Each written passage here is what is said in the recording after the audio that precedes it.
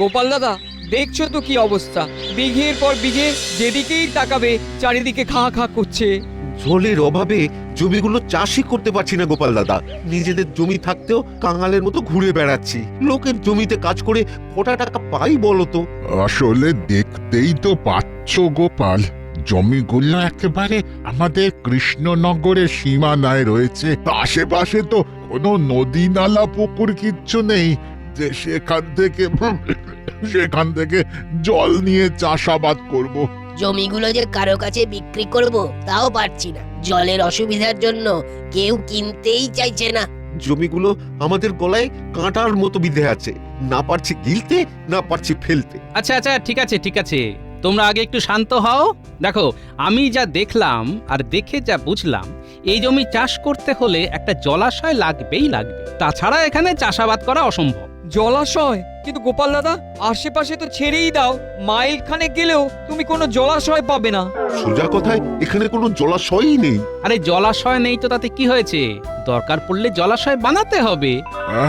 বলো কি গোপাল, জলাশয় বানাবো? আরে দেখোই না, আশেপাশে কেউ এখানের কোনো জমি বিক্রি করতে চায় কিনা। তাহলে কি হবে, সবাই মিলে যদি জমিটা কম বেশি করে কিনে নিতে পারো, তাহলে সেই জমি কেটে একটা বড় করে পুকুর বানিয়ে নিতে পারবে। তারপর সবাই মিলে সেই পুকুরের জল দিয়ে চাষাবাদ করতে পারবে। আরে এই বুদ্ধিটা তো আমাদের মাথায় আসেইনি। আরে আমার আর তোর মাথাতে কি এ বুদ্ধি আসবে? এ হলো গোপাল দাদার বুদ্ধি। ব্যাস, উপায় পেয়ে গেছো। এইবার তবে একটা জমি খুঁজে বের করো। খুঁজতে হবে না গো গোপাল দাদা, জমির খোঁজ আমার কাছেই আছে। তাই নাকি? বাহ, তাহলে তো ভালোই হলো। তা কার জমি? ওই যে গো, আরে নরেন খুড়ো আছে না, আর যার ৮০-র কাছাকাছি বয়স গো। আরে চিনতে পারলো না? আরে আরে যে কথায় কথায় সব ভুলে যায়। ও হ্যাঁ হ্যাঁ হ্যাঁ, ওই পূব দিকের মাঠের পাশের বাড়িটা তো? আরে হ্যাঁ গো হ্যাঁ, ওই নরেন খুড়োর কথাই বলছি। ওই নরেন খুড়োরও তো এখানেই জমি আছে। আমার সাথে রাস্তাঘাটে এই পথে বাজারে দেখা হলেই বলে এই জমিটা নাকি সে বিক্রি করে দেবে। তাই নাকি? আরে আমাকেও তো একই কথা বলে। আসলে খুড়োর তো তিনকুলে কেউ নেই যে দেখাশোনা করবে, তাই কেউ যদি জমিটা কিনতে চায় তাহলে খুড়ো নাকি কম বেশি করে জমিটা বিক্রি করে দেবে। বাহ, তাহলে তো ভালোই হলো। তাহলে ওই নরেন খুড়োর জমিটাই কম বেশি করে সবাই মিলে কিনে নিলেই সব সমস্যার সমাধান। কি সবাই রাজি তো নাকি? হ্যাঁ হ্যাঁ, আমরা আমরা সবাই সবাই সবাই রাজি, রাজি, সবাই সবাই রাজি। রাজি। চলো সবাই আজই তাহলে ওই নরেন খুঁড়োর সাথে কথা বলে আসি। নরেন খুঁড়ো যদি রাজি থাকে তাহলে কাল থেকেই জমি কাটার কাজ শুরু করা যাবে। হ্যাঁ গো, তাই চলো তাই চলো। এই এই সব চলো চলো চলো চলো সব। হ্যাঁ চলো চলো চলো, হ্যাঁ চলো।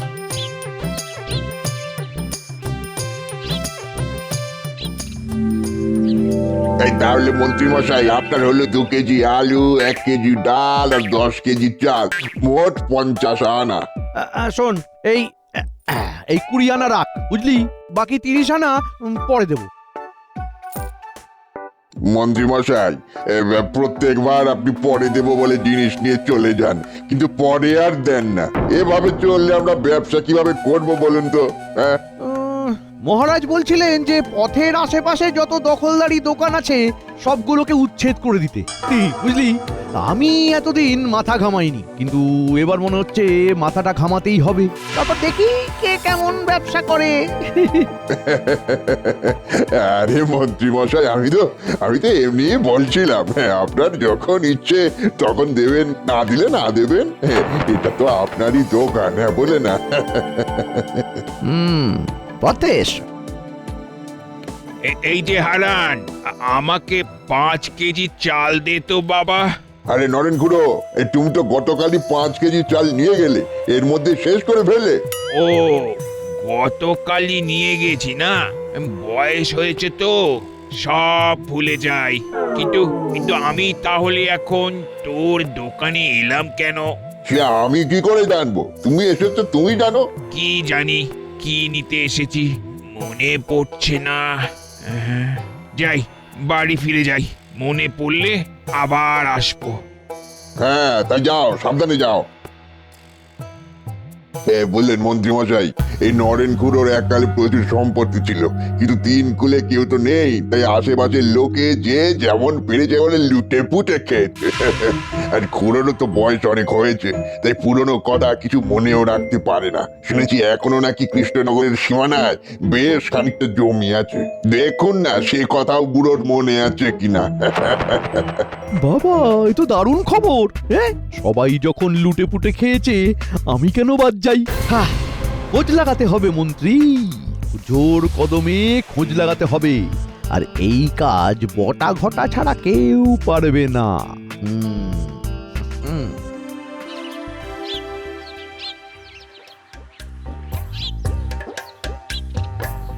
নরেন খুড়ো, ও নরেন খুড়ো, নরেন খুড়ো গো।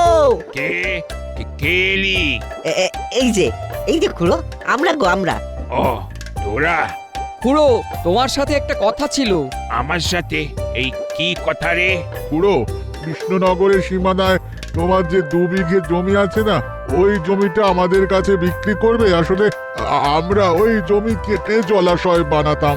জানোই তো ওইদিকে জমিতে চাষাবাদ করতে হলে কত জলের প্রয়োজন। আর ওইখানে তো আশেপাশে কোনো জলাশয়ও নেই, তাই গোপাল দাদা আমাদের বুদ্ধি দিয়েছে জমি কেটে আমরা যেন জলাশয় বানাই, তাহলেই আমরা ওই জমিতে আবার চাষাবাদ করতে পারবো। ও তোরা চাষাবাদ করবি? কর কর, নিজের জমিতে চাষাবাদ করবি, এর থেকে আনন্দের আর কি হতে পারে? দেবে তো খুড়ো, জমিটা আমাদের দেবে তো? আরে হ্যাঁ রে বাবা, হ্যাঁ দেবো দেবো। বলছি খুড়ো, তোমাকে জমি বাবদ কত দিতে হবে বলো তো? আরে আরে ওসব ছাড় তো, আমি বুড়ো মানুষ, আজ আছি কাল নেই। বেশি টাকা পয়সা নিয়ে আমি করবোটাই বা কি? তোরা যেটা ভালো বুঝিস, কম বেশি করে যা হয় একটা দিয়ে দিস, ব্যাস তাহলেই হবে। তাহলে খুড়ো, আমরা কাল থেকে ওই জমি কাটার কাজ শুরু করে দিই। আচ্ছা আচ্ছা, ঠিক আছে। ব্যাস, তাহলে সব সমস্যার সমাধান। কালই তাহলে জমি কাটার কাজ শুরু করে দাও সব। হ্যাঁ, বলিস কি, ওই নরেন খুড়োর জমি কেটে পুকুর বানানো হবে? হ্যাঁ মন্ত্রী মশাই, আমি এক্ষুনি খবর নিয়ে এলাম। আর এই পুরো ব্যাপারটা দাঁড়িয়ে থেকে কি করাচ্ছেন বলুন তো? কে? গোপাল। ওই বেটা এখানেও ঢুকে গেছে? হ্যাঁ, নরেন খুড়োর জমিটা অল্প দামে কিনে সেখানে পুকুর বানানোর এই বুদ্ধিটা তো ওই চাষিদের মাথায় ঢুকিয়েছে। কেনাচ্ছি। কালই গিয়ে যদি আমি ওই জমির দখল না নিতে পারি, তাহলে আমি ওই রাজ্যের মানে মন্ত্রী। হ্যাঁ,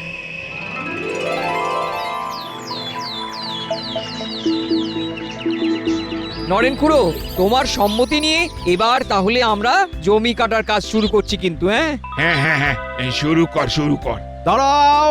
মন্ত্রী মশাই, মন্ত্রী এখানে? হ্যাঁ, আমি।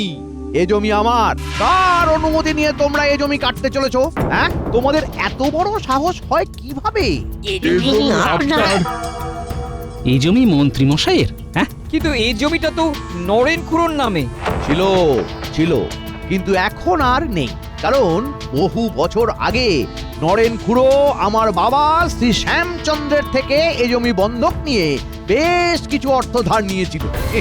কিন্তু সেই অর্থ ঠিক সময়ে পরিশোধ করতে না পারায় এই জমির দখলদারি আমাদের পরিবারের হাতে চলে এসেছে, বুঝলে?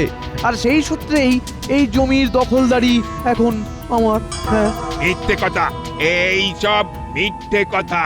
এই জমি আমার, আমি কখনো কোনো দিন এই জমি বন্ধক রাখিনি, কোনোদিনও না। মন্ত্রী মশাই মিথ্যে কথা বলছেন। আমি মিথ্যে কথা বলছি? বছর 50 আগে তুমি আমার বাবার কাছ থেকে 50টা মোহর ধারে নিয়ে এই জমি বন্ধক রাখোনি? মন্ত্রী মশাই, আপনার কাছে কোনো প্রমাণ আছে? এই রে, গোপালটা আবার প্রমাণ চায় কেন? এখন কি হবে? না, ভয় পেলে চলবে না। এখন তো বলে দিই যে প্রমাণ আছে, পরে না হয় দেখা যাবে। গোপাল, তুমি বেশ ভালো করেই জানো যে মন্ত্রী মশাই প্রমাণ ছাড়া কথা বলে না। কি গো নরেন খুড়ো, তোমার কিছু মনে পড়ছে? না, আমার তো তেমন কিছুই মনে পড়ছে না। ও মনে পড়বেও না। আর একটা কথা, বুঝলে, নরেন খুড়োর কথা ধরে কেউ যেন আবার সালিশিগিরি করতে না আসে। কারণ নরেন খুড়োর কোনো কথাই ঠিকভাবে মনে থাকে না, তাই তার কোনো কথাই গ্রাহ্য হবে না। আমার সব কথা মনে না থাকলেও এই কথা আমার দিব্যি মনে আছে যে জমি আমি বন্ধক রাখিনি, আর গ্রামের সবাই সেটা জানে। তাই নাকি? তাহলে প্রমাণ করো যে এই জমি তোমার। প্রমাণ? হ্যাঁ, প্রমাণ ছাড়া তো কোনো কথাই কাজে আসবে না। আজকের দিনটা তোমাকে সময় দিলাম, বুঝলে? আজকের মধ্যে তুমি যদি প্রমাণ করতে না পারো যে এ জমি তোমার, তবে কাল থেকে এ জমির দখলদারি আমার হাতে চলে আসবে। তার আগে যদি কেউ জমিতে একটা দাগও কাটে, তাহলে সেই দাগগুলো তার গায়েও পড়বে। কথাটা যেন মনে থাকে।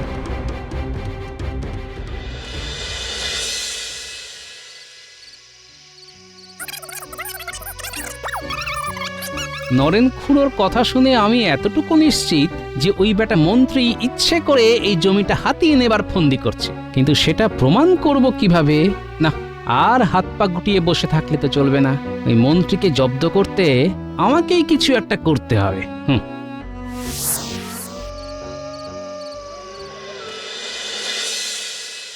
বিজ্ঞানী, সবই তো শুনলে, এবার বলো তো কিভাবে এমন একটা কাগজ তৈরি করা যায় যেটা দেখেই মনে হবে যে সেটা পুরনো দিনের একটা কাগজ। এই যে গোপাল, এই পুরোনো দিনের কাগজ বানানোর খুবই সহজ একটা উপায় হলো একটি কাগজকে রোদের মধ্যে দিন 10 ফেলে রাখতে হবে। রোদের তাপে কাগজটি হলদে হয়ে উঠলেই একেবারে পুরনো কাগজ বলে মনে হবে। হ্যাঁ, দিন 10? কিন্তু আমাদের কাছে তো এত সময় নেই বিজ্ঞানী, যা করার আজ রাতের মধ্যেই করতে হবে। সেটাই তো সমস্যা গোপাল। তাহলে কি করা যায়, কি করা যায়? বিজ্ঞানী, কাগজে তাপ পেলেই হলদে হয়ে উঠবে, তাই তো? হ্যাঁ গোপাল, এই সাবাস, তোমার তো ভর্তি আছে। আমি তোমাকে রাতের মধ্যেই ওরকম কাগজ প্রস্তুত করে দেবো। বেশ বেশ।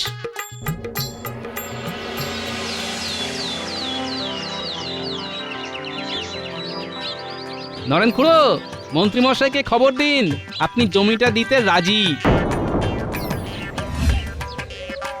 ওভাবে তাকানোর কিছু নেই, আমি যা করছি দেখে যাও তোমরা।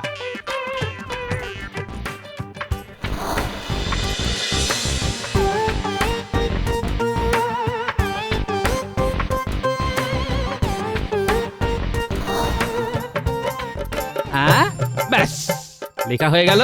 এই নাও নরেন খুড়ো, এটা ধরো, আর তোমাকে যেমনটা যেমনটা শিখিয়ে দিয়েছি তেমনটাই বলবে কিন্তু। হ্যাঁ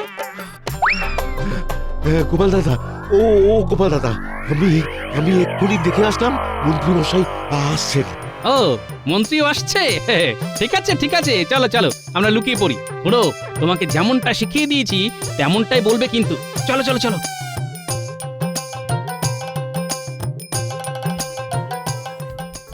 কি নরেন খুড়ো, জরুরি খবর পাঠালে কেন? কি বলবে? দেখো, আর যাই বলো, প্রমাণ দিতে না পারলে কিন্তু ওই জমি আমার। সে কথা আমি জানি মন্ত্রী মশাই, মিথ্যের আশ্রয় আমি আর নেব না। আমি সত্যি আপনার বাবার কাছ থেকে জমিটা বন্ধক রেখে 50 মোহর নিয়েছিলাম। আরে, এ বুড়ো বলে কি? এই তো দেখছি আমি যা যা মিথ্যে বললাম আর সব সত্যি হয়ে গেল। তখন সবার সামনে বলতে পারিনি। এই যে সেই কাগজ। আরে, এখানে তো লেখা আছে যে তুমি আমার বাবার কাছে জমি বন্ধক রেখে 50 মোহর ধার নিয়েছিলে। হ্যাঁ, নিয়েছিলাম তো, কিন্তু অসুবিধার কারণে সেই অর্থ আর শোধ দেওয়া হয়নি, তাই ওই জমি এখন আপনার দখলে। ওই জমিটা আমার? রে বাবা রে বাবা রে বাবা, এই তো দেখছি মেঘনা চাইতেই জল। তবে একটি অনুরোধ ছিল মন্ত্রী মশাই। কি অনুরোধ? আমি কিন্তু জমি ফেরত দিতে পারবো না, আগেই বলে দিলাম নরেন খুড়ো। না, আমি যে কথা বলছিলাম, আমার বাবা মানে শশীভূষণ ডাকাতের ভয়ে ওই জমিতে একটা কলসি লুকিয়ে রেখেছিল, যাতে অনেক হিরে জহরত মণি মাণিক্য ছিল। হ্যাঁ, গুপ্তধন? জমির সাথে আবার গুপ্তধন? এসব কি হচ্ছে আমার সাথে? এই খুড়ো, কোথায় গো? হ্যাঁ, কোথায় আছে সেই গুপ্তধন? বলো বলো বলো বলো বলো, আমাকে বলো, আমাকে বলো। ওটাই তো সমস্যা মন্ত্রী মশাই, জমির ঠিক কোথায় ওই কলসিটা আছে সেটা ঠিক আমি জানি না। তাই তো ওদেরকে দিয়ে বুদ্ধি করে জমিটা খুঁড়িয়ে নিচ্ছিলাম, যাতে ওরা জমিটা খুঁড়তে খুঁড়তেই আমি কলসিটা পেয়ে যাই। কিন্তু কোথায় আর কি হলো? দেখো দেখো নরেন খুড়ো এখন ওই জমি আমার, তাই ওই গুপ্তধনও কিন্তু আমার। হ্যাঁ আমার। সে তো আমি জানি, কিন্তু এত বড় একটা কথা আপনাকে আমি জানালাম, তাই কিছু তো প্রাপ্য থাকেই। প্রাপ্য? কিসের প্রাপ্য? হ্যাঁ কিসের? না না, তেমন কিছু নয়। আমাকে ওই গুপ্তধনের কলসি থেকে এই একটা কিছু দেন, আমার একটা কিছু হলেই হয়ে যাবে। আসলে আসলে বাপ ঠাকুরদার আমলের জিনিস তো, পরিবারের স্মৃতি হিসেবে রেখে দিতাম। এই মানে দেখুন মন্ত্রীমশাই, আমি না জানালে আপনি কিন্তু জানতে পারতেন না, তাই তাই এইটুকু আবদার আমি করতেই পারি। আচ্ছা ঠিক আছে ঠিক আছে, সেসব না হয় পরে হবে খন। সবার আগে শোনো, সবার প্রথমে আমাকে আগে পুরো জমিটা কাটাতে হবে, তবেই ওই গুপ্তধন আমি পাবো। কিন্তু ওই অত বড় জমি কাটানোর লোক পাবো কোথায়? আমার কাছে এখন তেমন অর্থ নেই, কি যে করি। আরে মন্ত্রীমশাই, আপনি এত চিন্তা করছেন কেন? ওই চাষিগুলো তো আছেই, ওদেরকে দিয়েই জমিটা বুদ্ধি করে কাটিয়ে নিন। হ্যাঁ, কিন্তু ওরা শুধু শুধু কেন জমিটা কাটতে রাজি হবে? যদি আমার কাছে জমিটা চেয়ে বসে তখন? জমি চাইলে জমি দিয়ে দেবেন। দেখুন, জমি কেটে গুপ্তধন পাবেন, জমি নিয়ে ধুয়ে জল খাবেন। আরে সত্যি তো, সত্যি, এটা তো ভাবিনি আমি। মন্ত্রীমশাই, এমনি এমনি তো আমার চুলগুলো পাকেনি, বয়সটা তো হয়েছে।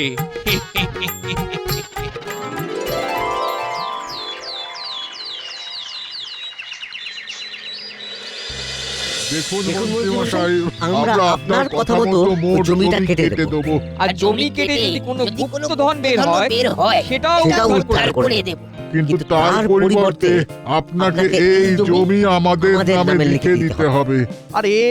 আরে আমি তো বললাম যে আমি দিয়ে দেবো। আশ্চর্য, এতে আবার লেখালেখির কি দরকার আছে? লেখালেখির দরকার আছে বই কি? এই লেখালেখি ছিল বলেই আজকে এই জমি আপনার হলো মন্ত্রীমশাই। কাগজে কলমে লেখালেখি থাকা যে কতটা জরুরি সেটা আপনি নিশ্চয়ই ভালো করে জানেন। হ্যাঁ, আগে লেখালেখি হবে, তারপর আমরা কাজে হাত দেব। হ্যাঁ, এই ব্যাটারটি কোটাকে সব জায়গায় মাতব্বরি করতে হবে। তো কাগজে কলমে লিখে না দিয়েও উপায় নেই। যাকে একটু পরেই তো গুপ্তধন পাবো, তখন এই শুকনো খটখটে জমি দিয়ে কি বা করবো? তার চেয়ে বরং লিখেই দিই। হ্যাঁ, এবারে ঠিক আছে, দাও কাগজ দাও। নিন ধরুন, এই কাগজটা পড়ে নিন। কি লেখা আছে এতে? এখানে লেখা আছে যে আপনি স্বইচ্ছায় এই জমিটা চাষিদের দান করে দিচ্ছেন। নিন, দেখে নিন। নাও।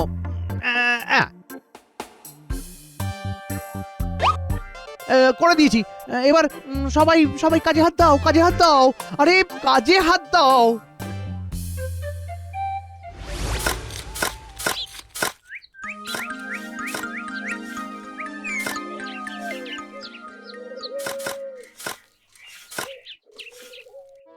কিরে, কিছু পেলি? না মন্ত্রী মশাই, এখনো কিছু পাইনি। আরে আরো খোর।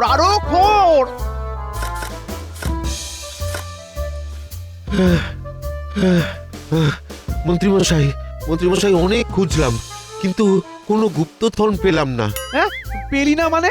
না আরে পেলি না মানেটা কি? এখানে তো এইখানেই তো গুপ্তধন থাকার কথা। কি আশ্চর্য! আরে কি গো, নরেন খুড়ো, কি গো, গুপ্তধন থাকার কথা না? কি জানি, আমার অত বাপু মনে নেই, বয়স হয়েছে তো। মনে পড়ছে না মানে? আমি কিন্তু খুব রেগে যাচ্ছি নরেন খুড়ো, আমি কিন্তু খুব রেগে যাচ্ছি। মন্ত্রীমশাই, আপনি শুধু শুধু রাগারাগি করছেন। আপনারই ভুল হয়েছে নরেন খুঁড়োর কথা শোনা। বুড়ো মানুষ কি বলতে কি বলেছে, ওনার কথা গ্রাহ্য করতে আছে নাকি? না মানে এটা আমার কথা না, এটা আপনারই কথা। ভুল করেছি, অনেক বড় ভুল করেছি, কিন্তু সেই ভুলের সংশোধন আমি এইবার করব, বুঝলে? এই জমি আমি কাউকে দেব না, কাউকে না। তা বললে তো চলবে না মন্ত্রীমশাই। আপনি নিজে এই কাগজে লিখে দিয়েছেন যে আপনি স্বইচ্ছায় এই জমি চাষি ভাইদের দান করে দিয়েছেন। মানি না, আমি কিচ্ছু মানি না। এই জমি আমার, এই জমি আমার। তাহলে তো আপনার বাড়ির জমিটাও আমার মন্ত্রীমশাই। মানে মানে আপনার বাবা আমার কাছে আপনার বাড়ির জমি বন্ধক রেখে কিছু টাকা ধার নিয়েছিলেন। কি বাবা? হ্যাঁ, নিয়েছিলেন তো, কিন্তু সেই অর্থ তিনি সঠিক সময়ে পরিশোধ করতে পারেননি। তাই তাই হিসেব মতন আপনার বাড়ির জমি এখন আমার। চাইলে আপনাকে কাগজে দেখাতে পারি, দেখবেন। ওরে বাবা রে বাবা রে বাবা, এসব কি হচ্ছে? হ্যাঁ, বাবা কি সত্যি এই বুড়োর থেকে ধার নিয়ে বাড়ি জমি বন্ধক রেখেছিল? কি জানি, গোপাল তো বলছে কাগজ আছে, কি জানি। কিন্তু এখন যদি এই বুড়ো আমার বাড়ির জমি দখল করে নেয়, তাহলে আমি আমি থাকবো কোথায়? ওমা, তাহলে তো মন্ত্রীমশাইয়ের বাড়ি দখল নিতে হবে। ইয়ে মানে মানে বলছিলাম কি, যা হওয়ার তো হয়ে গেছে। পুরনো কথা মনে রেখে কি লাভ, তাই না? তার থেকে এই জমি যেমন নরেন খুড়োর ছিল তেমনই রইলো, আর আমার বাড়িও আমার থাকলো। হ্যাঁ, তাহলে আর কোনো সমস্যা নেই। কি ঠিক আছে তো, আমি তবে এখন আসছি। হ্যাঁ, চল বটা ঘটা, চল।